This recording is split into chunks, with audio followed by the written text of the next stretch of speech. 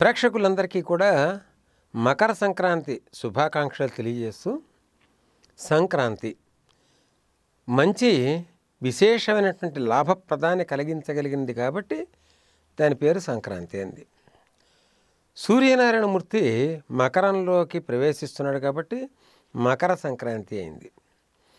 సూర్యనారాయణమూర్తి ప్రతి నెల ఒక్కొక్క రాశిలో సంచరిస్తాడు. ఆయన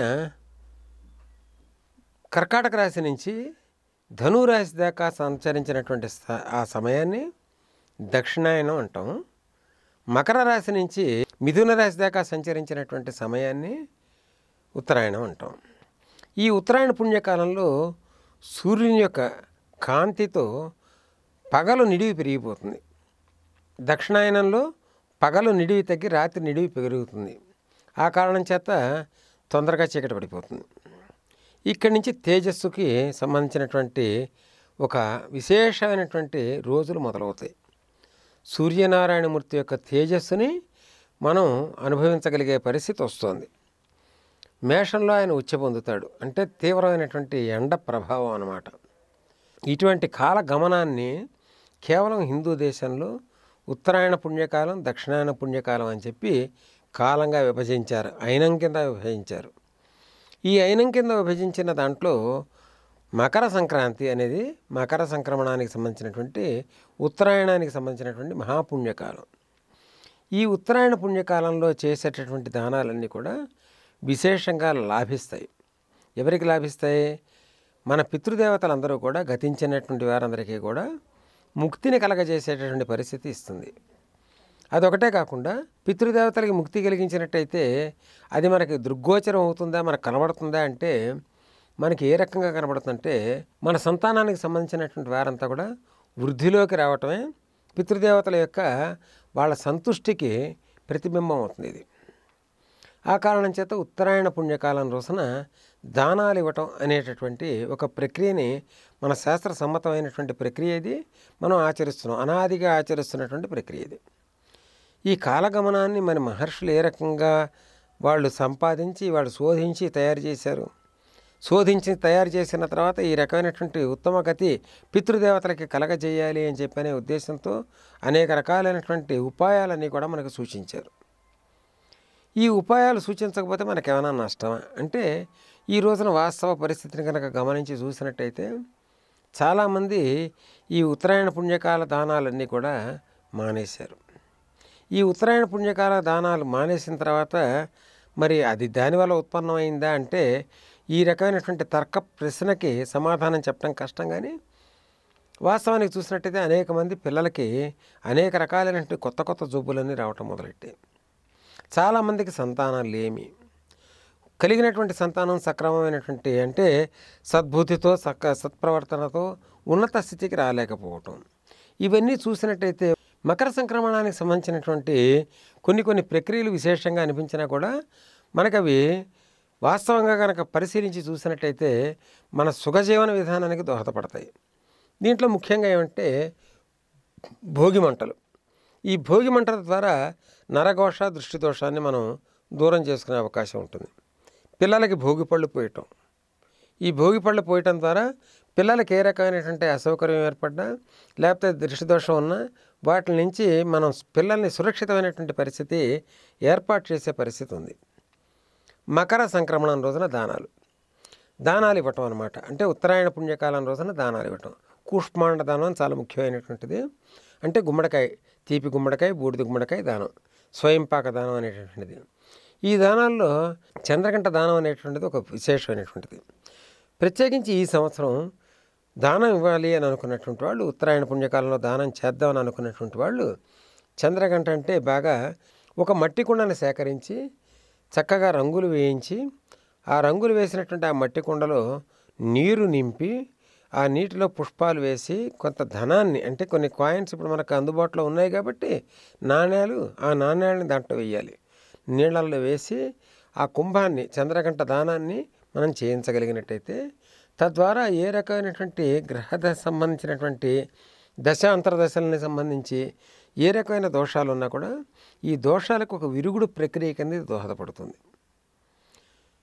ఒకవేళ విరుగుడు ప్రక్రియ కింద మనం దోహదపడలేదు, ఇటువంటి దానాలు చేసినందువల్ల మనకి ఏ రకమైన ఇబ్బంది లేదు.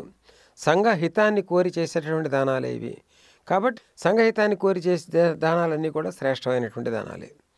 మకర సంక్రమణం రోజున ఈ రకమైనటువంటి దానాల ద్వారా, వస్త్రదానం ద్వారా, దక్షిణతో సంబంధించి స్వయంపాక దానం ద్వారా పితృదేవతలకి సద్గతి అంటే పితృదేవతలకి శాశ్వత బ్రహ్మలోక నివాస యోగ్యత కలిగించేదానికి మనం ఆరాటపడుతున్నటువంటి పరిస్థితిని ప్రకటించడమే కాకుండా తద్వారా మన సంతానానికి సురక్షితమైనటువంటి స్థానాన్ని మనం ఇవ్వగలిగినటువంటి పరిస్థితి ఉంటుంది మకర సంక్రమణం.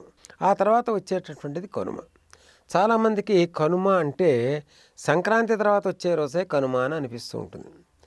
కాదు, శాస్త్రానుసారంగా కనుమ అనేక రకాలుగా ఉంది. మకర సంక్రమణం తర్వాత వచ్చేటటువంటిది కనుమ. ఇంట్లో ఎవరైనా కనుక మృతి చెందినట్టయితే మృతి చెందినటువంటి వాళ్ళ దహనం అయిన తర్వాత వచ్చే రోజున కూడా కనుమ అంటారు. గ్రామంలో కనుక ఏదైనా అగ్ని ప్రమాదం జరిగి ఆ అగ్ని ప్రమాదం జరిగినటువంటి మర్నాటి రోజున కూడా కనుమ అంటారు. గ్రహణం తర్వాత వచ్చేటటువంటి మర్నాటి రోజున కూడా కనుమ అంటారు. కాబట్టి కనుమ అనేటటువంటిది అనేక రకాలైనటువంటి అర్థాలతో కూడినటువంటిది, అనేక రకాలైన విశేష అర్థాలతో కూడినటువంటిది, అనేక రకాలైనటువంటి చోట్ల సంభవిస్తూ ఉంటుంది. కనుమ రోజున మనం వర్తమాన కాలంలో కనుక మనం మకర సంక్రాంతి తర్వాత వచ్చే కనుమను కనుక పరిశీలనలోకి తీసుకున్నట్టయితే కనుమ రోజున మినుము తినాలి అనే చిన్న సామెత. ఈ చిన్న సామెత ద్వారా విశేషమైనటువంటి ఒక సూచనని మనలో ప్రవేశపెట్టారు మన పూర్వీకులు. కనుమ రోజున మినుము ఎందుకు తినాలి? కనుమ రోజున కాకులు కూడా ఎగరవు, ఇదొక సామెత. అంటే కనుమ రోజున ప్రయాణం నిషిద్ధం. అంటే ఒక పక్షి కూడా ప్రయాణం చేయదు అంటే బుద్ధిశాలులైనటువంటి మనలందరికీ కూడా మనకి హెచ్చరిక ఏం చేశారంటే ఏ రకమైన ప్రయాణాలు కూడా నిషిద్ధమైనవే. కనుమ రోజున వెళ్ళొద్దు, అది సత్ఫలితాలను ఇవ్వదు. జ్యోతిష్య శాస్త్రపరంగా కానీ ఖగోళ శాస్త్రపరంగా కానీ ఇతరత్రా కానీ పెద్దలు మనకు అందించినటువంటి ఒక సూచన ఏమిటంటే కనుమ రోజున కాకులు ఎగరవు. ఇంకా కాకి ఎగరకపోతే మనం ఎగిరామంటే ఇంకా అవసరమే ఉంది, ఇంకా దాని గురించి అర్థమే ఉంది. కాబట్టి కనుమ రోజున ప్రయాణం అనేటువంటిది నిషిద్ధం. ఆ నిషిద్ధమైనటువంటి సంజ్ఞని మనకు తెలియపరచాలంటే ఈ రకంగా ఆ రోజున మినుము తినాలి. అంటే మినుము చాలా బలమైనటువంటి పదార్థం. మన ప్రాంతంలో మినుములతో చేసినటువంటి సున్నుండలు, గారెలు. ఈ గారెలు సామాన్యంగా మన ప్రాంతంలో ఎప్పుడు చేస్తారంటే తద్దిన సమయంలో కానీ లేకపోతే మాసిక సమయంలో కానీ ఎవరైనా పోయినప్పుడు కానీ ఈ గారెల్ని చేయటం ప్రత్యేకించి వండటం అనేటువంటిది మనం చూస్తూ ఉంటాం. గారెలు చేయటం అంటే మాషభక్షం అంటాం దీన్ని. చాలా బలమైన ఆహారం ఇది. ఈ బలమైన ఆహారం కనుమ రోజున తీసుకోవాలి. కారణం ఏమంటే మకర సంక్రమణానంతరం సూర్యుడు ఉచ్ఛలోకి ప్రవేశిస్తున్నాడు. విశేషంగా శరీరంలో ఉన్నటువంటి ఈ పేరుకుపోయినటువంటి ఈ మందస్థితిని అంతా కూడా తొలగించేదానికి అవకాశం పడుతుంది. కాస్త తేజస్సు రావాలి అనన్నా బలం రావాలన్నా శరీరంలో మినుములు చాలా ముఖ్యమైన ఆహారం. కాబట్టి మినుములు తింటాం కనుమ రోజున అనేటువంటిది ఒక శాస్త్రబద్ధమైనటువంటి విషయం. దీనికి అనేక రకాలైనటువంటి మంత్రతంత్ర శాస్త్రాలని ఉపనిషత్తులన్నీ అనేక రకాల అర్థాలు ఇచ్చాయి. మనకి ఇక్కడ వర్తమానంలో అవి పరిధి దాటి ఉంటాయి కాబట్టి దాని గురించి ఇక్కడ ప్రస్తావన చేయట్లేదు. మకర సంక్రమణం అనేటువంటి విశేషమైనది. ఈ సంవత్సరం మకర సంక్రాంతికి మనం చేయవలసినటువంటి కార్యక్రమాలు, ఏ రాశి వారైనా సరే ఎవరైనా సరే పిల్లల అభివృద్ధి కనుక కాంక్షించినట్టయితే మకర సంక్రమణం రోజున తప్పనిసరిగా కొన్ని దానాలు అనేటువంటివి మనం ఇచ్చి తీరాలి. యథాశక్తి ఇవ్వాలి, అంటే శక్త్యానుసారంగా ఇవ్వాలి. కానీ ఎక్కడో అప్పు చేసి ఇమ్మని చెప్పి ఎక్కడా లేదు శాస్త్రం. శరీరం మీద మనసు మీద జేబు మీద పెద్ద పెద్ద బరువులు వేసుకోమని ఏ శాస్త్రము చెప్పదు. ఆ కారణం చేత మకర సంక్రమణం రోజున ప్రత్యేకించి ఈ మకర సంక్రమణం రోజున కారణం ఏంటంటే రవి బుధ కేతువులు మకరంలో కలిసి ఉన్నారు. వ్యయంలో శనేశ్వరుడు ఉన్నాడు. మకరం నుంచి లాభంలో గురు శుక్రుల యొక్క కలయిక జరిగింది. కాబట్టి వివాహానికి సంబంధించినటువంటి ఏదైనా దోషాలు కనుక ఉన్నట్టయితే ఈ మకర సంక్రమణం విశేషంగా ఒక సూచన ద్వారా మనకి ఆ పరిష్కార మార్గాన్ని అందిస్తుంది. ఆ పరిష్కారం ఏంటంటే మకర సంక్రమణం రోజున రుక్మిణి కళ్యాణానికి సంబంధించినటువంటి పుస్తకాలని మనం ఇవ్వగలగాలి. పుస్తక దానం అన్నమాట. పుస్తక దానం కూడా షోడశ దానాల్లో ఒకటే.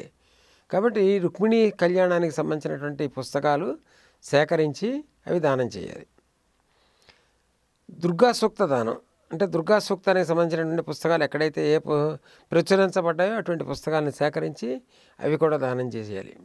ఇటువంటి దానం ద్వారా మనకి ఏదన్నా కనుక అవరోధం కనుక ఏర్పడినట్టయితే ఆ అవరోధం నుంచి బయటపడే అవకాశం ఉంటుంది.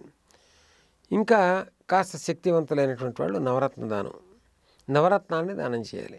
తద్వారా నవగ్రహాలకు సంబంధించినటువంటి ఏ రకమైన దోషం ఉన్నా, కారణం ఏంటంటే మకరంలో కేతు ఎప్పుడైతే సంచరిస్తున్నాడో సప్తమంలో రాహు యొక్క సంచారం జరుగుతోంది.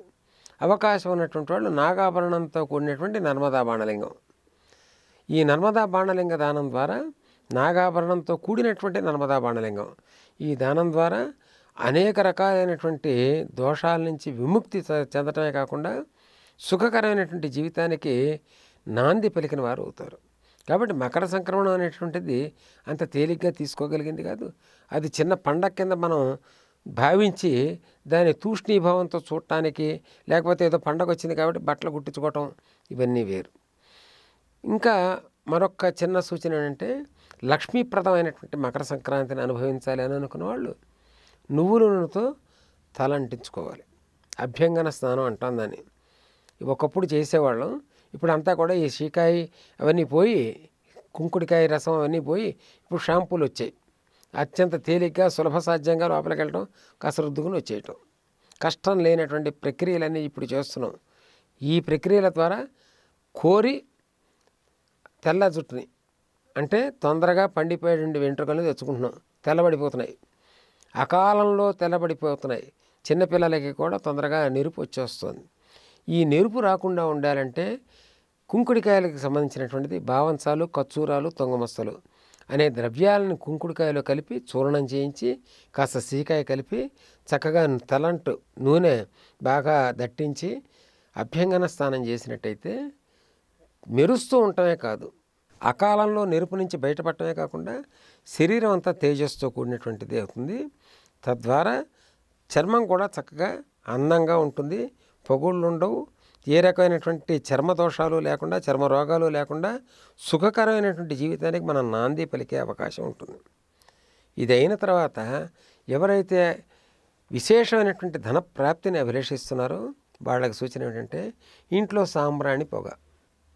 అది మనం ఈ మధ్యకాలంలో మర్చిపోయాం. కాసిన బొగ్గులు కనుక రాజేసి దాంట్లో సాంబ్రాణి కనుక వేసి, సాంబ్రాణి గుగ్గిలం కనుక వేసి పొగ కనుక వేసినట్టయితే తతో భూత ప్రేత పిశాచ బద్ధ బ్రహ్మరాక్షస యక్షయ మధువత అని అనేక రకాల దోషాలు ఇంట్లో ఉన్నటువంటి అనేక రకాల దోషాలు తొలగిపోవటమే కాకుండా సుఖకర శాంతికరమైనటువంటి వాతావరణం ఇంట్లో నెలకొలుస్తుంది. తద్వారా లక్ష్మీదేవి మన ఇంట్లో ఉండేదానికి మనం ఆహ్వానించడానికి తగినటువంటి సమాయత్తం చేసిన వాళ్ళం అవుతాం. ఇంకా మరి లక్ష్మీదేవి శాశ్వతంగా మన ఇంట్లో ఉండాలి అని భావన అనేది ప్రతి ఒక్కరిలోనూ ఉంటుంది. అటువంటివి చేయాలంటే బంతి పూలతో గుమ్మాలను అలంకరించాలి. సంక్రాంతి రోజున బంతి పూలతో గుమ్మాలను అలంకరించడం అనేది మన ప్రాంతంలో ఉన్నటువంటి ఒక విశేషమైనటువంటి ప్రక్రియ. ఈ ప్రక్రియ ద్వారా మనం సుఖకరమైనటువంటి జీవితాన్ని ఇప్పటిదాకా అనుభవించాం. ప్రత్యేకించి వాహనాలని, ఇంటి గుమ్మాలని బంతి పూలతో అలంకారం చేయాలి. బంతి పూలతో అలంకారం చేసినటువంటి గుమ్మం లక్ష్మీదేవికి స్వాగతం పలకటం ఒకటే కాకుండా ఏ రకమైన దోషం ఉన్నా కూడా దోషాలను హరించగలిగినటువంటి శక్తివంతమైనటువంటి సాధనం. ఈ సాధనం ద్వారా మనం శాశ్వత స్థిరలక్ష్మీ నివాస యోగ్యంగా ఉండేటట్టుగా మన ఇంటిని ప్రయత్నపూర్వకంగా మలుచుకునే అవకాశం ఉంటుంది. లక్ష్మీ ప్రాప్తికి ఇది దోహదపడుతుంది. మకర సంక్రమణంలో అనేక రకాలైనటువంటి ఉద్దేశాలు ఉన్నాయి, అనేక రకాలైనటువంటి భావనలు ఉన్నాయి, అనేక రకాలైనటువంటి ప్రయోగాలు ఉన్నాయి. ఇవన్నీ సులభ సాధ్యమైన ప్రయోగాలు. ఇది కాక ఇంటి ముందు ముగ్గు అనేటటువంటిది సామాన్యంగా మనం మామూలుగా ముగ్గు కింద తీసుకుంటాం. అది యంత్రం. ఈ ముగ్గు యంత్రంతో అశుభాన్ని దూరం చేసినటువంటి వాళ్ళం అవుతాం, శుభాన్ని ఆహ్వానించినటువంటి వాళ్ళం అవుతాం. శోభస్కరమైనటువంటి ఇల్లు ఎక్కడ ఉంటుందంటే, శోభస్కరమైనటువంటి లక్ష్మీదేవి ఎక్కడ ఉంటుందంటే ఇంటి ముందు ముగ్గులో ఉంటుంది. ఇంటి ముందు ముగ్గు వేసి గొబ్బెమ్మలు పెట్టి సూక్ష్మ క్రిముల యొక్క రహితంగా ఇంటిని కనుక, అంటే రోగరహితమైనటువంటి ఇంటిని కనుక మనం తయారు చేసుకోగలిగినట్టయితే ఆనందకరమైన జీవితం మన చేతిలోనే ఉంది. కాబట్టి మకర సంక్రాంతి అనేది రాబోయే 6 నెలల కాలంలో సుఖకరమైనటువంటి జీవితానికి మనం నాంది పలకవలసినటువంటి సమయం. కాబట్టి ఈ సమయం, ఈ సువర్ణావకాశాన్ని మనం అందిపుచ్చుకోవాలి.